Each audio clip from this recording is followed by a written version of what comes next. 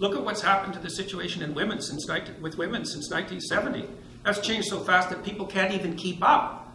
It's not obvious, by the way, either, that it's been particularly good for women. Now, you could make a case that it was good for society, maybe. It's a tough one, because the birth rate has plummeted.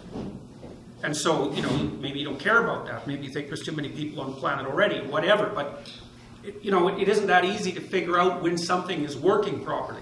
One of the things we seem to know, is that to the degree that rights are extended to women, economic prosperity follows. So you can see worldwide that the societies that have extended the rights to women most extensively are also the societies that seem to be flourishing economically. And there does seem to be a causal relationship. But women have paid a big price for that. So what's happened in part is, first of all, for say, women who are middle class or lower, their lives have essentially fallen apart because marriage is now restricted to the rich, which is also something to think about for those of you who think marriage is an oppressive patriarchal institution. It's like, okay, then why are only the rich people getting married? They're oppressing themselves? I don't think so. And so the women who are in the lower socioeconomic stratas are suffering madly, and so are their children. And they have terrible jobs most of the time, like jobs in retail where, they're called in every day for the next day. They don't have a schedule that's set out ahead of them. They get paid very badly. They've got kids to take care of. And so they have no free time. It makes them really easy targets for useless predatory males. And it's really hard on the kids. And that's like 40% of the female population, something like that. And you guys, well, I don't know about all of you, but you're in university. You're part of the privileged cognitive elite, So these sorts of things don't really touch you the same way they touch other people. And so women are much unhappier if you look at national polls than they were, say, in the late 1950s and early 1960s. And I think that's partly because freedom and happiness, those are not the same thing. They're not even close. And I see young women all the time struggling to figure out what to do with their lives because they have no idea how to have a job/career and a family. So, and there's no answer to that. It's a really difficult problem. And there's all sorts of ideas, like I did a lot of consulting for law firms for a long time, about a decade. And I had a lot of clients who were extremely high-functioning female lawyers, younger ones, trying to figure out how to balance their career with their desire to have a life. And, you hear all the time about women being denied access to positions of power. And that's the consequence of prejudice and oppression. It's like, yeah, everything is caused by the same thing first. Right, you have got one causal principle. Wonderful. Now you're a philosopher. You can figure out everything with it. It's like the law firms cannot keep their women in their 30s. They cannot keep them, the big law firms. They all leave. Why? Because the women hit 30, they're brilliant, conscientious, intelligent. They were deadly in high school, deadly in university. They nailed law school. They whipped through their articling. They made partner by the time they were 30. It was like they were in a rocket to the top position. What do they find when they get there? 80-hour work weeks, right? Because that's one of the things you want to think about. You think that the people who run things are sitting at home smoking big cigars and telling their minions what to do. It's like that's like the 1920s millionaire that's on the cover of the Monopoly game. That's no sociological analysis. I know lots of people like that, and they work all the time, from the second they wake up till the second they go to sleep. And they don't just casually work. Because I know some of you go to the library for 6 hours and you say, well, I studied in the library for 6 hours. Like, no, you didn't. You studied for half an hour. You had coffee and you looked through Facebook and, you went home and you said, well, I studied for 6 hours and you're happy about it. But you know bloody well you didn't. Partly because you can't. I can only read for about 3.5 hours till I'm done. And I'm pretty good at it. So these people who are running things, there's corrupt people, obviously, but the vast majority of them, first, are self-made, and second, they're so bloody efficient and smart, you cannot believe it. And they work 80 hours a week. And most of them happen to be men. And why is that? Because there are a small number of insane men who will do nothing but work 80 hours a week. And no matter where you put them, if you put them in the middle of a forest with an axe, all they would do is run around chopping down trees. So the issue isn't why aren't there more women in positions of power? It's why are there any men insane enough ever to occupy those positions?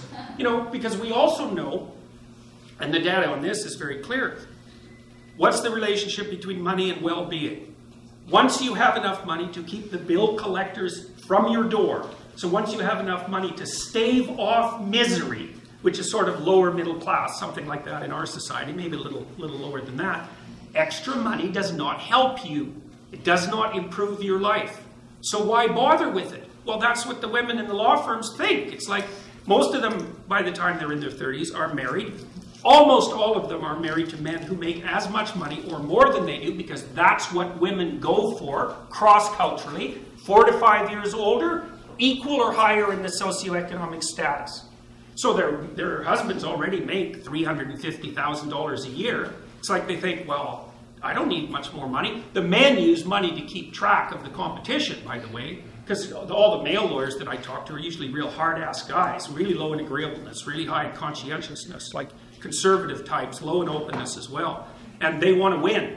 And the reason they care about their damn bonus at the end of the year isn't even so much because of the money, it's because they got a much bigger bonus than the other son of a bitch sitting beside them, and they're happy about that. So there's a real brass knuckles competition that drives these sorts of things. But we get things backwards so often in psychology and in sociology. It's like not why there aren't more women in positions of power, it's why do any men want those positions?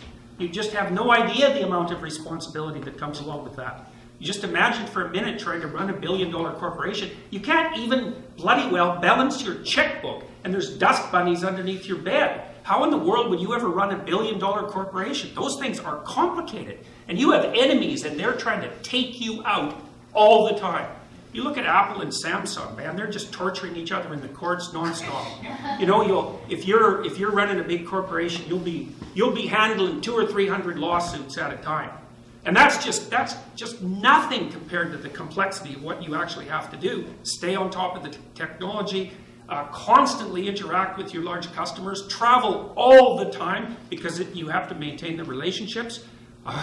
You have to regulate the politics inside the business. Believe me, it's no picnic. And you think, well, they get a lot of money. It's like, what makes you think that's such a good thing? You know, like if you're half crazy and you have a lot of money, you're going to be crazy a lot faster, I can tell you that, because it frees you from all sorts of constraints. You know, we know the data on lottery winners. They're no happier a year later, and some of them are done, especially if they had like a bit of a cocaine problem to begin with, because, you know, being broke stops you from dying if you're a cocaine addict. You get enough money and away you go. And you think to yourself, you know, you've got all sorts of bad habits and weirdnesses. If somebody dumped an infinite amount of money on you, what makes you think you wouldn't unravel completely? It's highly probable. So anyway, so back to these women. You know, what they do when they're 30 is they look around and they've hit partners, so they've hit the pinnacle of their profession. They think, what the hell am I doing this for? Why would anyone in their right mind want to be woken up at 3 a.m. Sunday by their irate Japanese client who wants them to work for the next 5 hours nonstop to fix this damn problem, which is going to cost them $100 million right now? Or we'll find someone else to pay $750 an hour to fix it right now. And you think, well, that's, you know, a masculine form of value, because that's one of the criticisms. If the law firms just adopted a more feminine structure of value, it's like, what kind of bullshit is that? The reason that you get up at 3 a.m. on Sunday to talk to your Japanese client who's freaking out about their contract is because if you don't jump the hell up and do it right now, there's some starving associate who's unbelievably ambitious in New York who will pick up the pieces in 0.2 of a second, and they're smart and aggressive, and they'll take you out. So it has nothing to do with masculine structures of value. It's all the foolish ideas.